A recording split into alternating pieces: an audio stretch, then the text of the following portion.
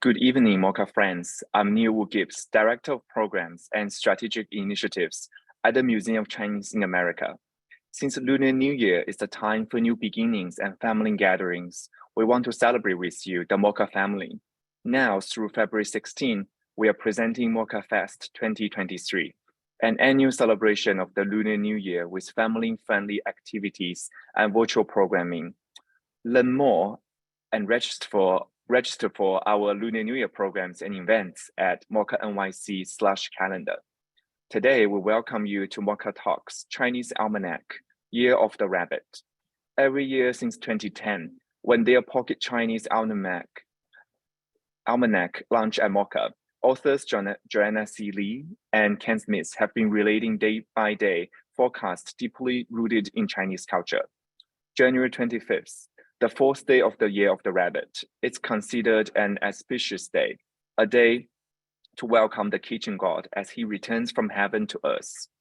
Families burn incense and light candles to welcome the gods and prepare fruits, alcohol, fish, chicken, and pork for their meals on this day. As we all look forward to smoother, healthier, more harmonious times, join us tonight for a glimpse of what the Chinese Almanac has to say about 2023. And the preparations and protections we might need. The traditional Chinese almanac, known as the Tong Sing in Cantonese or Huang Li in Mandarin, it's a centuries-old repository of cultural information, from household tips to general medical remedies. But it is the almanac's predictions of which days are auspicious or ominous for a wide range of activities that has made annual publication a mainstay in Chinese homes. If you enjoy this public program, we hope you will consider making a gift to become a part of a continuing lifeline for MOCA. No amount is too little, and we greatly appreciate your generosity. Your contribution helps sustain our beloved institution and supports the creation of new programming that will bring comfort and inspiration to more communities. Lastly, this program is brought to you by MOCA friends and partners, including Bloomberg Philanthropies. This program is also supported in part by public funds from the New York City Department of Cultural Affairs in partnership with the City Council.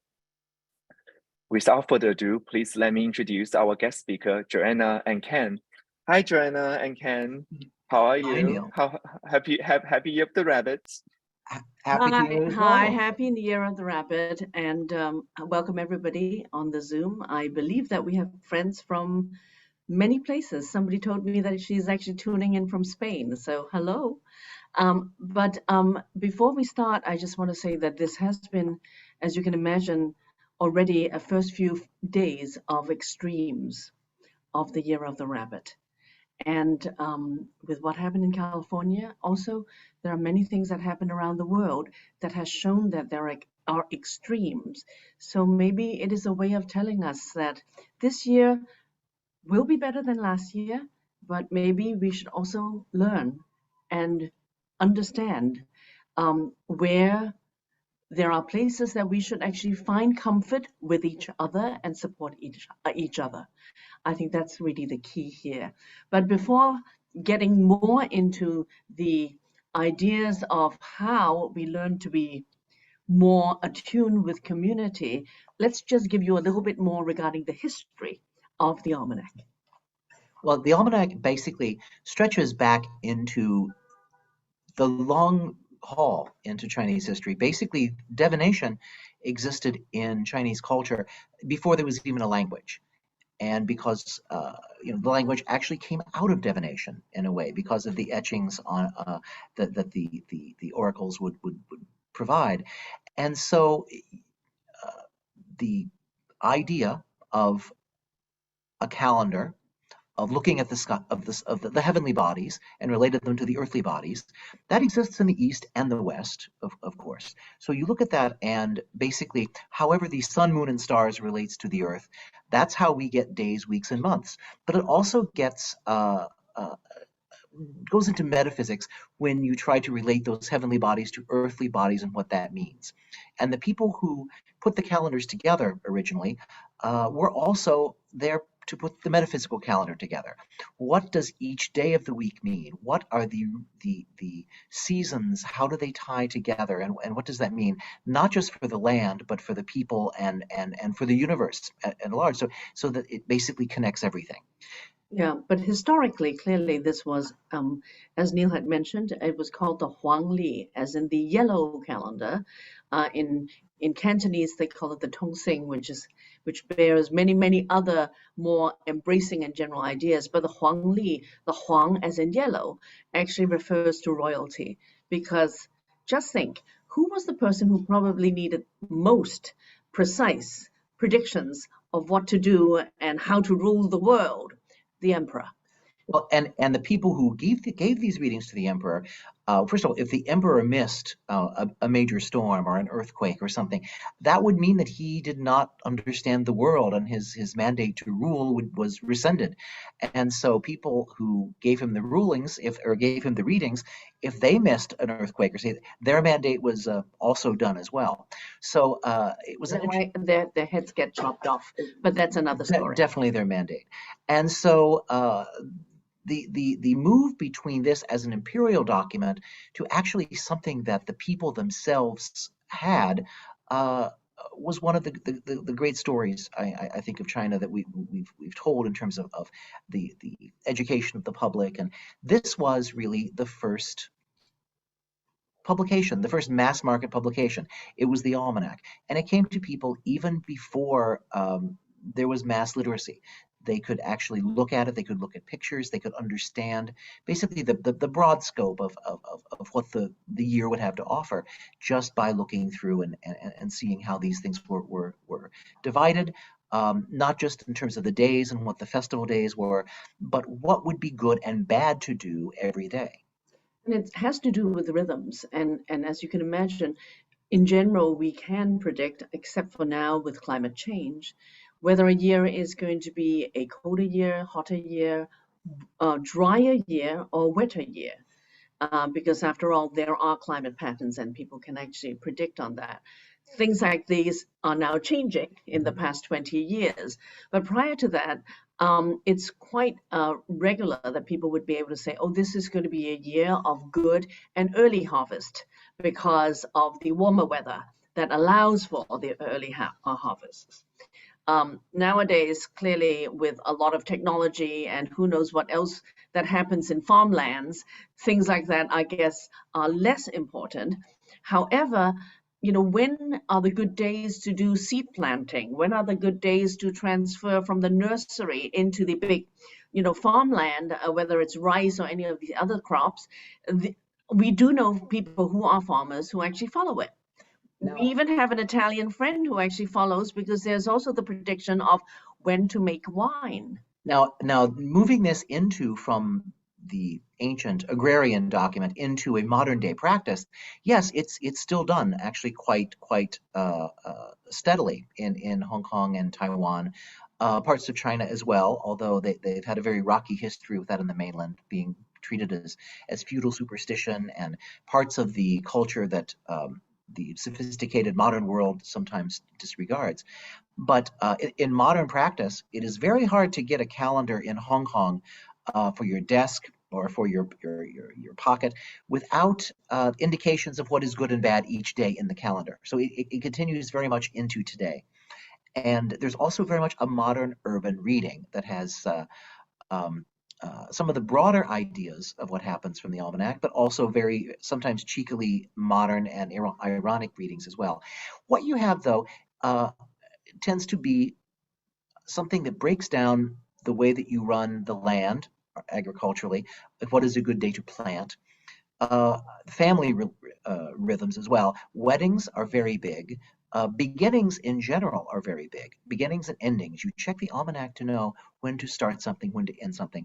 And when you have something beginning, say, a wedding, these are traditionally outdoor events. So you are looking for great weather and nice sunny weather. You don't necessarily want the same kind of sunny days that people would be out planting in the fields either. So this kind of regulates how you divide these things. But the good days are generally divided into nice weather. Bad days, or I should say, not necessarily bad, but days that are good to repair your fishing nets, for example.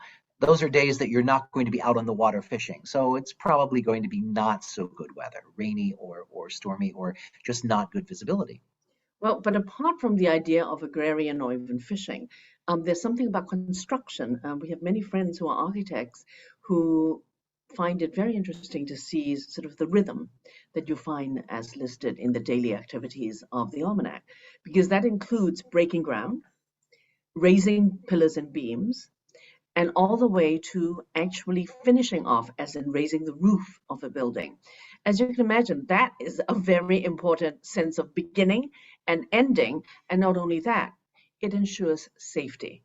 And the idea of safety also includes food safety, which is why you have, for example, days that are good for renovating kitchens, even, or building kitchens, and then also all the way to building toilets, which is clearly also very important as part of our human life. But also, again, it relates to sun, rain. Definitely a day that's rainy is not a good day to build a toilet, for example. A good day to break ground is usually not going to be rainy, but also piercing in general, because not just piercing the ground, but also piercing the skin. There are good days for acupuncture. There are good days, a lot of medical techniques are dictated by that as well. And so you have pretty much every profession, including going to court, every profession of the time could find something that was good and relevant to them to begin or end their projects. Well, actually, for women, I think it's important to know there are also good days for hairdressing. There are also good days for, we did find out one day that there's apparently one very good day for actual cosmetic surgery.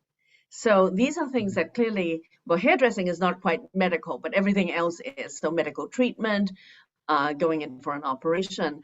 Um, Indeed, there were days that were good for going in for medical treatment that I noticed that I was we were checking in with a doctor friend, and he said, yes, on that day, he had surgeries back to back for 12 hours.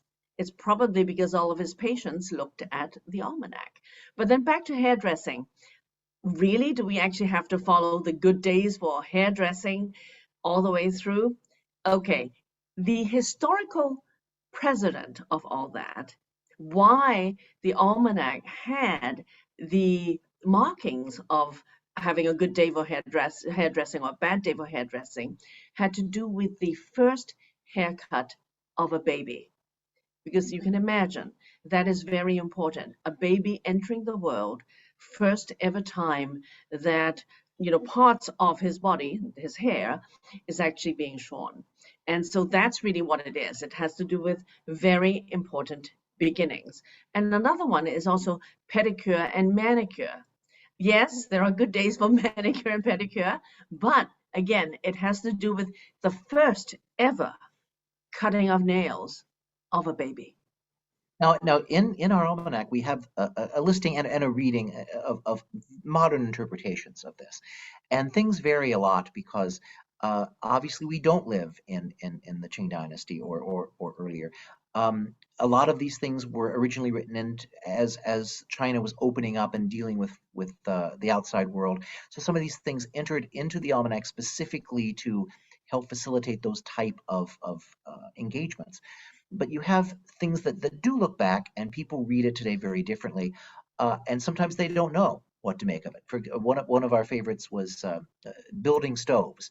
A good day to build a stove. Well, who builds a stove today? I know people who build stoves, but I think they only build one stoves every 70 years. But well, exactly. And in this case, that originally comes back to the old practice of multi-generational housing, and you would live in a family house. But when you say that I'm building my stove, that means that okay, this part of the kitchen, this is mine, and the parents have to back off. That's the territory that they no longer control. And so it was a way of really asserting your position in the world while still remaining under the same roof. I suppose today a reading would be, if you start a a business within a larger corporation. I'm sorry, this is my stove. Well, no. It's leaving a company and starting your own new company as a rival. That is building a stove. For all those who haven't signed, non-competes. But anyway, we have other things that we are quite intrigued by, because pest control takes on an entirely different world now. Getting livestock, if you live in a city apartment, a cat, dog, whatever. But a rabbit. Yes, as in particularly this year. But so there's a lot of variations that come into this. But one of the things that very much intrigues us is that the beginnings of the year, of the Chinese year, people tend to go out and they don't just look at the almanac, but they also get personal readings. Now we are not really involved in the personal readings. We're much more interested in the big picture, which is what this document is. This really does sort of lay out, like as a farmer's almanac, what the year will offer in terms of weather. If you look at it that way, what the actual physical characteristics of the year will be, but also a lot of times what the metaphysical characteristics of the year will be, and that is sometimes what is trickier to read, but just like you walk in having your personal horoscope, for example, if you were a rabbit in the year of the rabbit, if you were born in that year, it's a little bit of a challenge for you, because not only are the good things accentuated, but the bad things are also really accentuated. So you have to find ways to maximize the good and downplay the bad. The same is true with the almanac. If you try to see, obviously, as you see, every day has good things and bad things.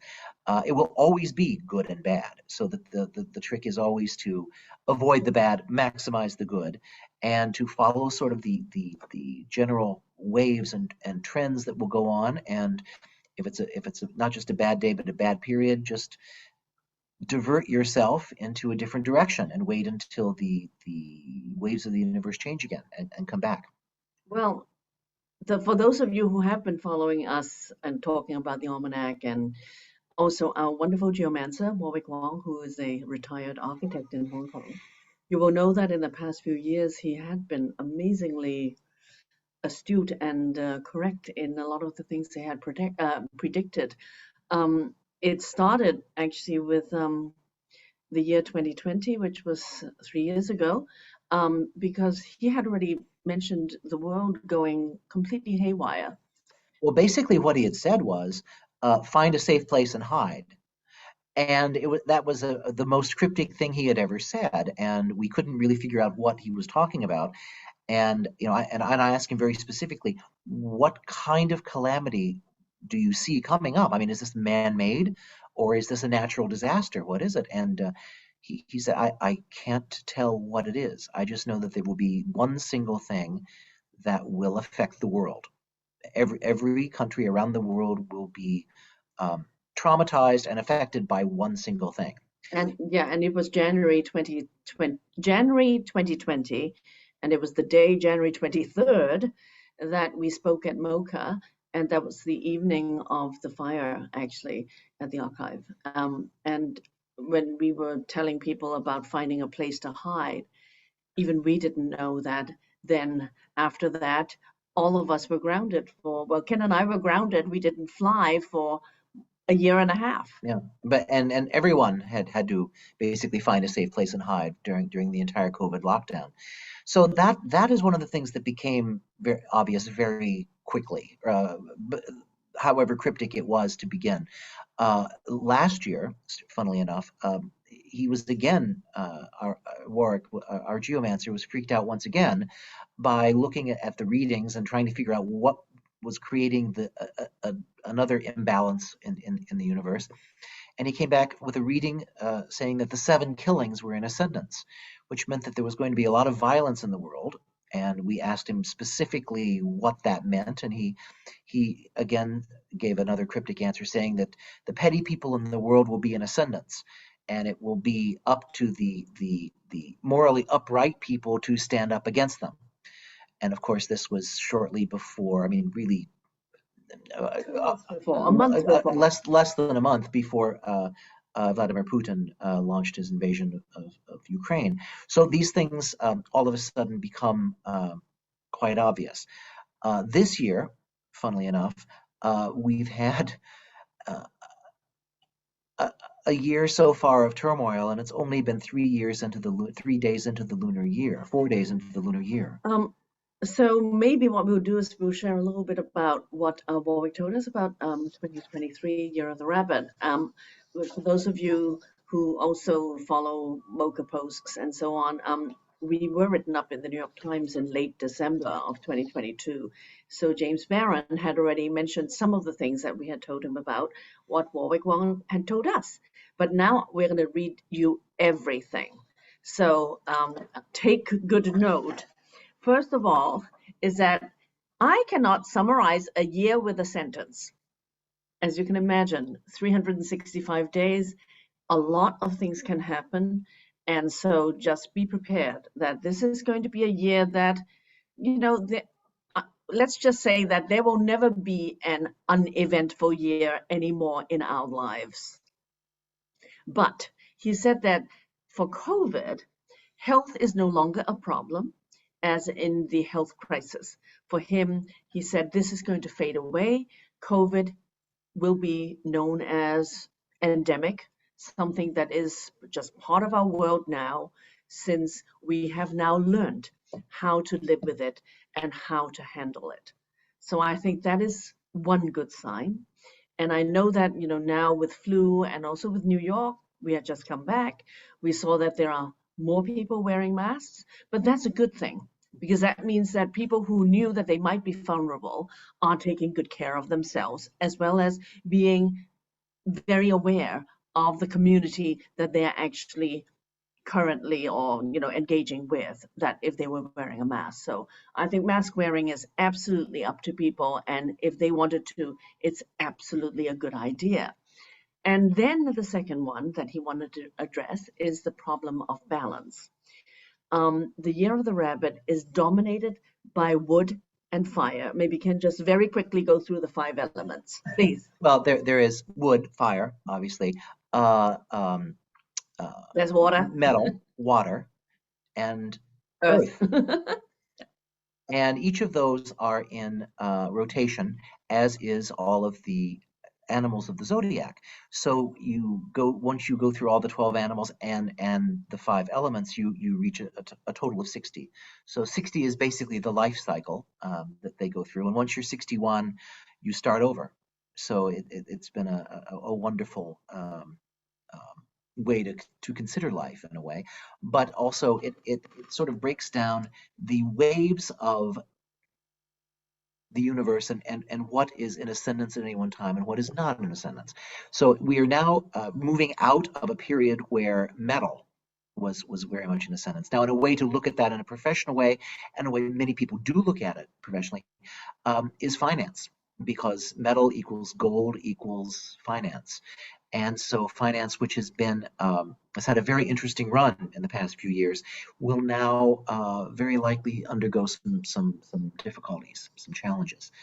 Where wood and fire are actually in ascendance, and so wood is construction, one of the big industries that is dominated by wood, obviously, and so construction is going to be a very big thing. Evidently in the next few years. We're moving into that. Now, this is, again, not everywhere, because as we say, things are good and bad in certain time frames. They're also good and bad in certain physical, geographic areas. So there won't be construction everywhere, but it will be a very big thing coming up. And energy. Now, energy, fire is energy.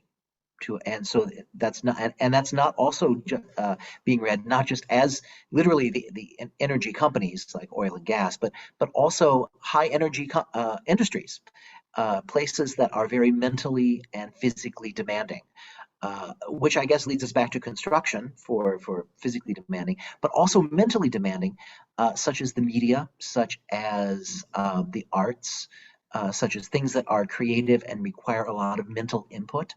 Now it's very interesting again to say that because some of the industries that are the most challenged right now are, of course, the arts. Just try to go back to Broadway and you see what we mean.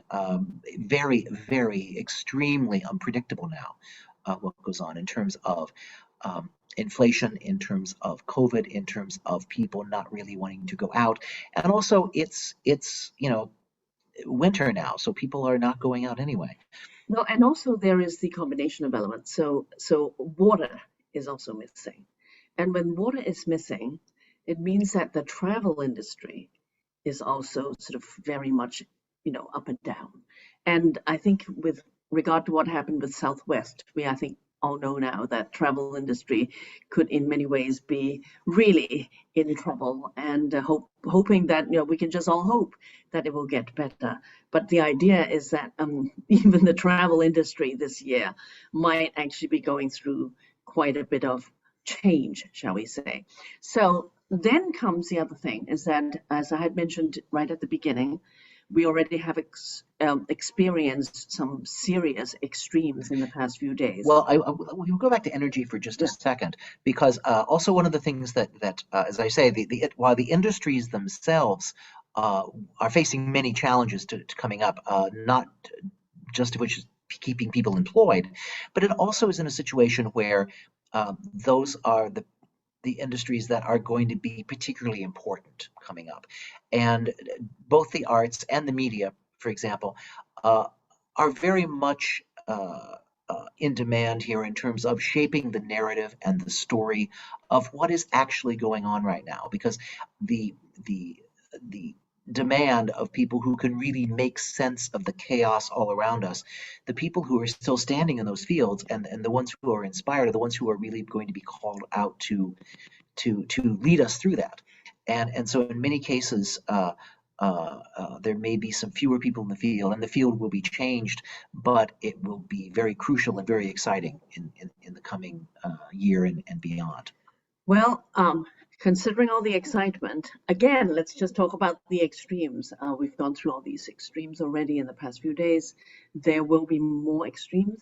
Warwick already said months ago when he spoke with us, there will be unexpected things happening in the year of the rabbit. And the extremes include weather and world affairs. And the other thing is to teach us, to remind us to always remember to do things in moderation. This is a very Chinese Confucian, as in Confucius, way of thinking, is that you don't go either too left or too right, but stay in the center lane. And I think there is clearly wisdom in that, because clearly that is the most, or shall we say, the least exposed when it comes to places or any sort of situations of danger. Another thing he mentioned to us is that we really should learn to be enlightened. To be enlightened is to understand how things work. Also, to be observant of when there is trouble, because one thing is very important: you don't jump into trouble when you see that there is trouble. And considering what's happening around the world now, I certainly hope that this year of the rabbit brings all of us the safety and the health and the happiness that we deserve. And then another few words of enlightenment is, I know this is a little bit cliche, but maybe it's okay, is that sometimes in this world, you can't understand or get to the bottom of everything, i.e., you can't just always have to say that I have to dig to the bottom of something.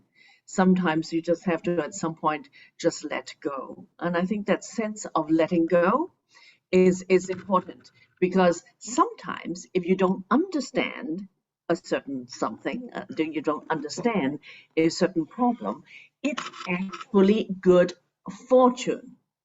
So this is actually interesting. It is actually good fortune not to understand something.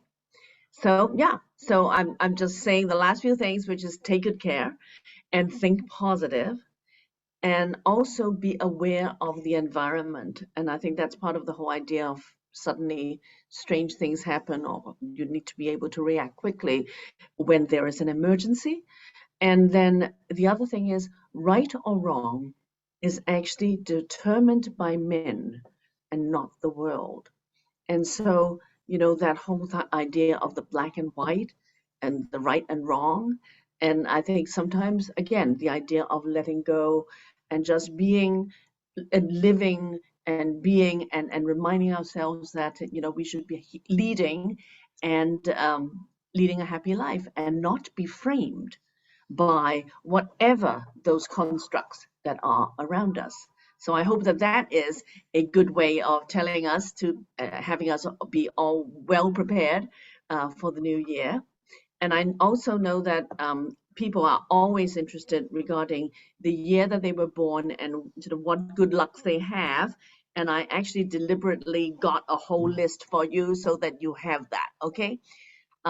For people who were born in the year of the rabbit, sorry, I know this is your year, but it's actually the year that therefore means that it's a little bit trickier.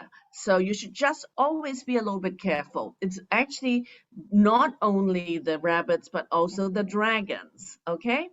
But for the snakes, it's a wonderful year. The horse, not so much, so-so. The goat, as well as the monkey, also very good.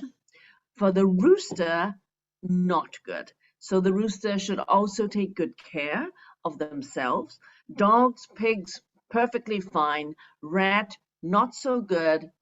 And then for the ox and the tiger, perfectly okay. So I hope that that also answers some of your questions. And I see that we got some questions. And Neil, would you like us to field some of the questions? How would you like to handle that? Yeah, exactly. I can help moderate the questions. And then, but just want to, first of all, thank you so much for your words of wisdom, and then, I mean, oh my God, I mean, I'm the year of the horse. I guess I have to, go and hide, or even, just sometimes maybe just let go and then just, not to, or even understand the good fortune. It's actually, yeah, not to understand, right? Some of, the Yeah. troubles and stuff, and I guess that's also, going back to self-care and, mental health, right? Because, sometimes when you keep digging, you really get into yourself in a dark place. So I think that's such a great advice. So, Yeah. but thank you so much. So yeah, let's dig into. I think one question I see coming in was asking to go a little bit more into the history of this, and there was a question. Yeah, of course. There was a question about the relating this to the Talmud, which I find very interesting because it has nothing to do, as far as I know, with the Talmud. The Confucian scholarly tradition, actually, you can make many comparisons because of the scholarly input. One of the things that would happen with books is that readers were aggressively notating their books. So there would be the core text, there would be the surrounding text, which was commentary from one person. There would be another level of context around even that. And so it was just generally layers upon layers of scholarship that came into this tradition that exists even within the publishing relationship today. There are not just the core text, but there are the additions, which come through the editors or through people who have actually commented on it. That this itself really leads back into the core of the Tong Sing, goes back to the imperial calendar. So it basically is an idea of what to do and what not to do each day. But as a published document that came to the people, it took on an entirely different life. And with each dynasty, basically, it had a very different kind of idea. For a long period of its history, it was illegal. Actually, this was for the emperor's eyes only, and the common people were not supposed to have this. But of course, they did, because piracy was rampant in China, even in dynastic times. And the history of publishing in China really was about the history of piracy in China even then. So people always had access to this from the time people were literate. And really up until, I would say, from the Tang Dynasty, it kind of took on the shape that it has now. By the Qing Dynasty, it had not just the structure but of the core piece, but they had articles. As we were saying, the Chinese country and people were dealing with the West much more in terms of trade and in terms of interaction with foreigners. And so you would get all of these things put into the book that would explain the rest of the world through Chinese eyes. And a lot of that even continues into the document today. When you buy an almanac, you will have these articles, sometimes humorously, sometimes mostly grandiosely out of date, but they show the history of where Chinese and Western or non-Chinese interaction came from. So that's basically the history of that in a nutshell. Okay, so I see some questions. I can open the Q&A. So let me just try and answer a few. Anne and Petri, thank you. Your question has to do with the almanac. The almanac says something about, hey, day 3, good for going out. But didn't people say that the 3rd day of Chinese New Year, you shouldn't go out? No, not quite. 3rd day of Chinese New Year, if you are actually already staying with family and staying with family for days already, that's probably the day that you will start arguing. That's actually how the Southern Chinese call it. The 3rd day is the day that people will, start getting into arguments, simply because, as you can imagine, with family reunions, you can stand a few days of very good behavior, and after that, it goes a little bit strange. So that's actually partly what it is. But no, good for going out is absolutely going out. And going out doesn't necessarily mean visiting family. So it has to do with very specific idea of family visits. But that only applies to the Cantonese, which is southern China. Okay, other places, it's very interesting. Northern China, they go on for like 7 days. They actually also celebrate 7 days before. They call it the Xiaonian, the smaller New Year celebration, which is the 7 days counting up to the Lunar New Year day. And then they go on for another 2 weeks. So yes, there's a lot of partying going on. So that has to do with how, whatever you call it, the village as well as urban dynamics change. I hope that answers your question.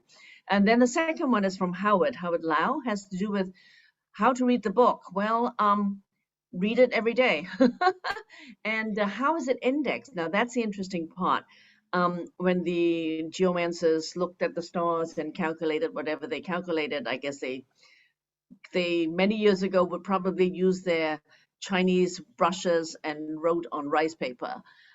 We are very lucky. Our geomancer Warwick Wong actually uses Excel file, and he is able to cut and paste and rearrange and all that. And then when I do the translation, I was also be able to quickly, through the Excel program, do that. But actually, it is not indexed in any way that is sort of scientifically like like a software. Yeah, not really, not really. Now, interesting to continue about Howard Lau's question. I mean, one of the things of how to read it. I mean, yes, you can go day by day, but you have your red days and your black days. And in some ways, if you've ever been in a casino, and I've managed to be in many casinos with many Chinese people, they tend to read the roulette and the baccarat tables the same way, meaning they look for red and black and see how many days are red and black, and they think, okay, how long will this continue until all of a sudden it changes, and you bet on the other number. And so in that regard, that's kind of the way it is. It's not necessarily day by day, certainly not hour by hour, because the sense of time was very different back then. They weren't looking at their watch, they were looking at the sun.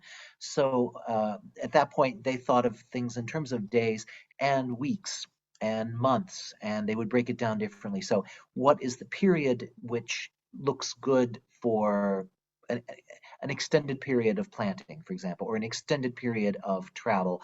What do you want to do, and what is the best stretch of time to do it in? Good. Well, another question from Alison Lam. How does the year of the rabbit or attributes, characteristics relate to Warwick's prediction? I think the most important one is Warwick said it will be better than the year of the tiger. And it's indeed true that animal characteristics do actually play in. And so the idea of an animal that is more docile, an animal that is softer in many ways. I think it's hopefully, definitely, it has to do with giving us more hope for a better year, which is good. And yet have already heard the predictions that there'll be extremes. So the idea is that let's all learn to care not only about ourselves but the community and people around us, and just be aware. And I think that's good. Always be aware of the environment. Let's see. Okay, we have a question here from an anonymous attendee asking about the water rabbit. This being a water rabbit, but also with the elements of wood and fire being in ascendance. We were just discussing tea earlier, and fire, wood, and water are essential for tea. So yes, there are a lot of ways that these are complementary. But I think we need to quote my favorite line from Amy Tan here, where she had said that her narrator said that she was a water dragon and her mother was a fire dragon, and together they made fog. So I think that's something to really consider here, that we are not right now in a moment of clarity, and there are a lot of things coming up that are going to be very difficult to read. So the idea is that it's water rabbit, yes. But the thing is, there is the ascendancy of wood and fire. So yes, indeed, you can imagine that we are always, not always, but at least again, even this year, yes, we are kind of out of the bottom of it all, but we are still climbing, and so there's still some adjustments and work to be done. And let's just all think positive about it. Okay? So we have another question from someone who actually wants us to go through the zodiac years again, one more time. And this will be recorded. This is being recorded, so you can go back and check this. But just one more time. Okay. Joanna has this. Year of the boar, very good luck. Year of the dog, very good luck. Year of the goat, very good luck. Year of the ox, very good luck. Okay. And then the medium good luck ones include the tiger, the snake, and the monkey. The rest of us, not so good, but the ones that really, really should be careful is the rabbit and the horse. I hope that answers your question. We have a question from a rooster who just asks, should I just hide out now? Or should I deal with challenges? Deal with challenges, but always think positive. And Sandra said that born in South Korea, just visited South Korea and Japan, bought Lucky Charms. And yes, that is very interesting. Okay. The idea is that, having been to South Korea and Japan, which really in many ways, they share Lunar New Year with us. Japan, because of modernization in the 19th century, moved Lunar New Year to the Solar New Year, but they still follow very similar type of traditions, despite it being January 1st of the solar calendar. But the Koreans absolutely, the Vietnamese absolutely. So yes, I would say that we are all all embracive. I mean, we are all embracing people, and we are very happy to cover all bases, shall we say? There's another question. Speaking of all bases, but no, the Vietnamese do not have Year of the Rabbit. What do they have? Year of the Cat. Welcome to the Year of the Cat for some people. But speaking of all embracing, we do have a question here from someone who's actually curious: is there any correlation between the Eastern astrology and the Western astrology? And the answer to that would be not really. Yes. Well, you see, the thing is that the correlation is, yes, we all look at the same data. We all are looking at the same stars. We're looking at the same things, and we have the same number of days in the year, basically, but they're demarcated differently. The patterns are different, the way that they're marked, and so all of the data is the same, but the way people look at it and interpret it and focus is where the differences in culture come out. So Capricorn, Aquarius, and so on. The Chinese in the almanac also have the solar subseasons, which are then, somehow in correlation with the lunar calendar. So it uses the sun and the moon. And so the 24 subseasons actually do in many ways correlate with the 12 zodiacs. And last year, which was in one of the most chaotic periods of the Chinese year in terms of the metaphysical readings. Also, Mercury was in retrograde in the Western calendar. So yes, again, we're all looking at the same data. We interpret it differently, but ultimately it's the same stars, it's the same sun. Yeah, for example, just think, so December 22nd, of course, for us is very important as winter solstice, but it is actually universal winter solstice. Well, in the northern hemisphere. In the southern hemisphere, it's exactly the reverse. But even so, that does relate to the zodiac. And yeah, but except the Chinese solar subseasons would have things very poetic, like seed planting, uh, as well as the frost descends and so on. Yes, so we also have another question coming in asking how did this play into the nobility? And so yes, we talked about it being an agrarian calendar for peasant farmers, but indeed it dealt with beginnings, and so that was not just when do you plant or when do you have a wedding, but also when do you start school, when do you start a new job, if you have a job, when do you start a new project. And so all of these, we looked at the auspicious days that the, many things, and many things overlap. It would be good to begin many things at the same time, and then other things beginning at a different time. Okay, well, we have a very interesting political question regarding U.S.-China relations, China and Taiwan, and peace. I'm sorry, I really don't know. What do you think? I have no idea.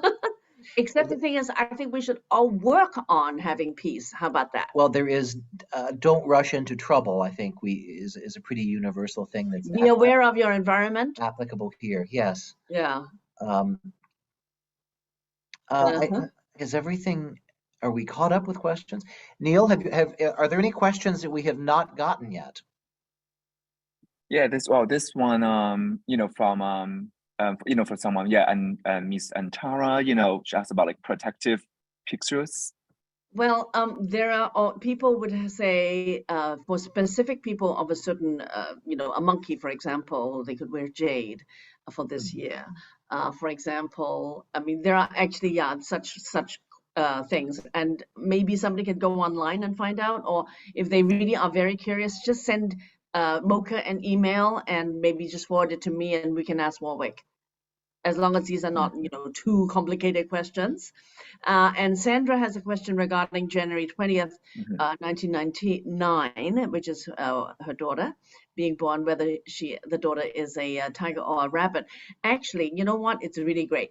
Go online on Google, type that in, and it will actually give you that. I tell you, the internet is now amazing. That's why I love the Excel file when Warwick, our geomancer, sends everything to me on an Excel file. You also run into tricky situations where, and this is something we have to negotiate here too. Where is your reading, and where are you, and what period is this going to be? January 20th, 1999 in Hong Kong, or January 20th in the U.S. or in Hawaii? All of these things, tend to make a big difference if you really want to split hairs and parse the details.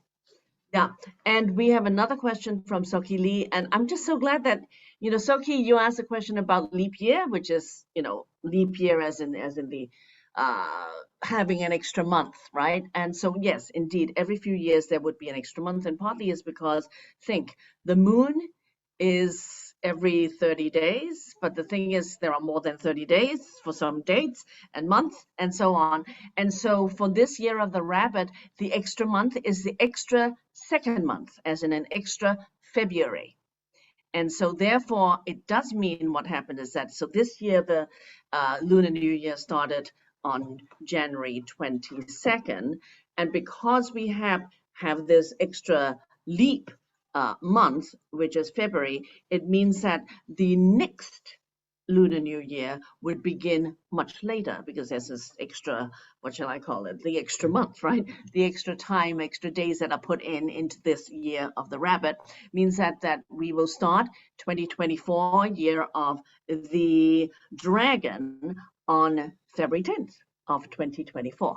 And we also have another question here asking about, is that why there are two springs? I hear it's a great year for marriage. Okay, spring comes is actually part of the solar subseason, and we are very lucky that spring comes, and I will tell you, spring comes is going to be in 2023 on February 4th, and then in 2024 also on February 4th.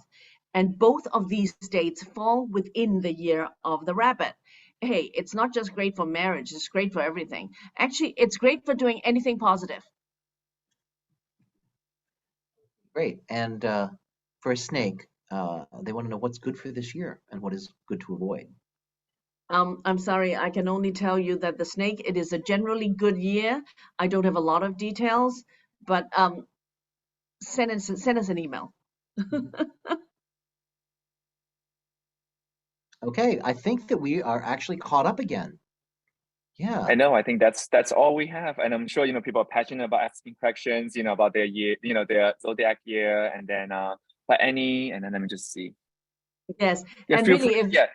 if there are anybody with simple questions that we can help answer, please send them by email to MOCA. Neil, if you could just provide them an email that they can send to, and then we'll do anything to help. And I'm also very happy. Call out to Jason Ma, my neighbor, who I think is actually watching this on his laptop. Right. Yeah. So if you are have specific questions, we were happy to forward to Joanna and Ken. The email is info@mocanyc.org. Once again, info@mocanyc.org. And then we will be able to forward your questions to Joanna and Ken, and then get back to you. But once again, thank you so much, Joanna and Ken, for a very informative, fascinating session. Any closing remarks, before we end this session? I just want to say, take good care of yourselves, take good care of family, because that's really the most important thing about not just Asian cultures, but all cultures, because family is the most primary unit of our society. That's the first. And I think the idea of being positive and also be aware and know that if there is danger, not only just walk away, run away. Okay? And let's all have a peaceful and healthy year. And COVID is endemic, it's okay. Absolutely. All right. It's great to be here. We've been here in as many different forums as you can imagine, and we look forward to doing this in whatever format or platform we have in the future. Maybe next year in person. We don't know. Right. Yeah. Thank you. Of course. I think next year, let's definitely do it in person. Well, just to sort of wrap it up, as I put in the chat, we also have other amazing MOCA Fest programs, both virtually and in person. Lots of them are family friendly, and then lots of them are also free or low cost. So feel free to learn more and register for our other programs now through February 16 at www.mocanyc.org. But also, if you do enjoy this program, we hope you'll be able to, making a gift to support the museum's programming. And then once again, we're offering most programs free of charge, but your support will be really appreciated, as we continue to offer more programming, that will bring comfort and inspirations to you. So once again, thank you so much, Joanna and Ken. Hope we get to see you in person. Oh my God! Wow, it's the red envelopes and then the gold coins, chocolates. Yes, chocolate coins and red envelopes for everybody. Well, on the internet, I'm sending it to you all virtually. Thank you. Great. Well, thank you so much again, everybody, and then hope you have a lovely evening. And then once again, happy Year of the Rabbit and happy Lunar New Year to you all.